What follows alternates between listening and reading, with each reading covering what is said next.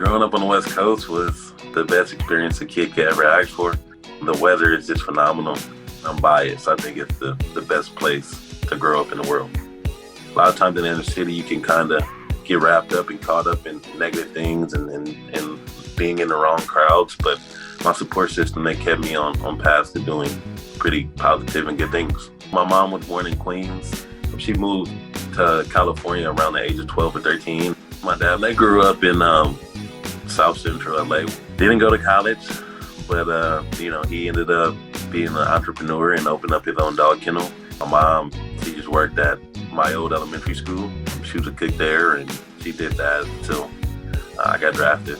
She told me after I got drafted, she said, my father took me, from home, from New York to California, and my son brought me back.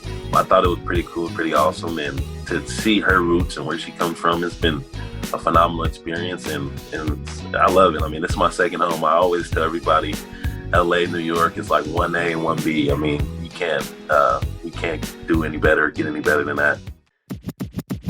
I gotta go In-N-Out Burger. I only get that a couple times a year. Only because I'm an LA kid. I'm sorry, I gotta go with Pac. Ooh, 1 p.m. on the East Coast. I want my night to be done at 8 o'clock with no sports. Like, that's terrible.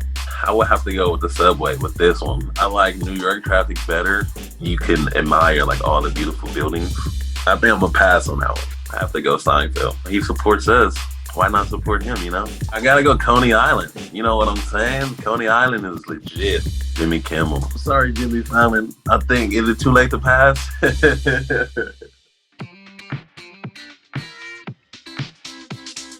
You gotta understand, sometimes I'm unrealistic, but in my mind, I felt like I was very nasty, like I was the best pitcher, but I feel like I'm the best with everything.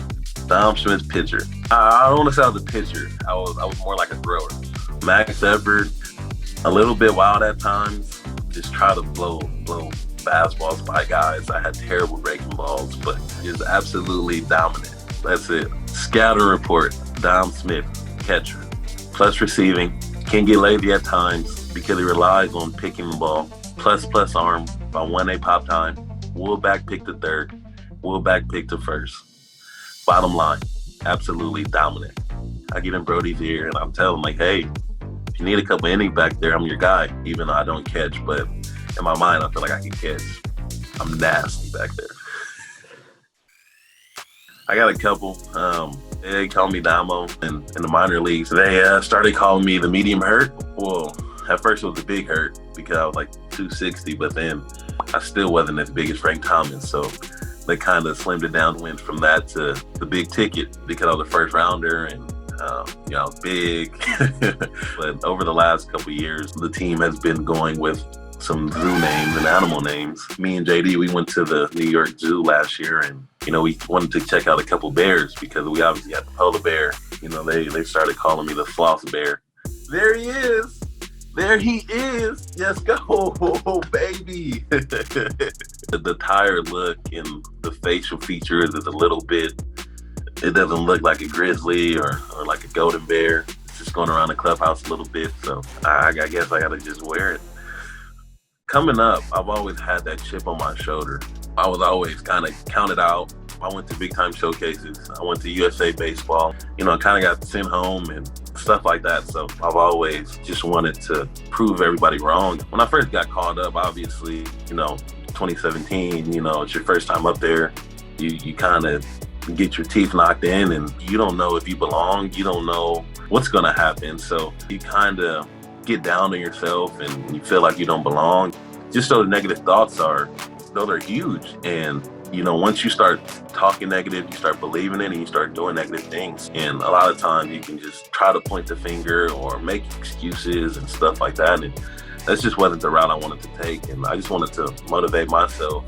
I went and saw a couple of psychologists and I went back home. I was around my family and they just preached a couple of things to me that really, stuck with me.